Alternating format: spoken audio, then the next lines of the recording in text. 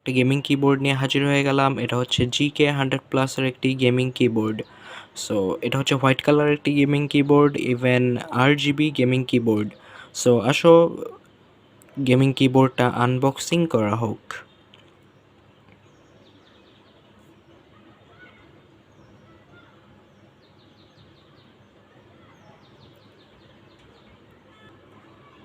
So বক্সটা খুললেই প্রথমত আমরা পেয়ে যাচ্ছি কিবোর্ডটা হোয়াইট কালার প্রথমেই বলেছিলাম, আর এটা হচ্ছে ওয়্যার্ড কিবোর্ড। সো এটা তোমাদের পিসির সাথে লাগিয়ে তারটা লাগিয়ে তারপরে ইউজ করতে হবে। এটা যেহেতু গেমিং কিবোর্ড, সো আমাদের গেম খেলার জন্য এটা অতিরিক্ত ভালো হবে।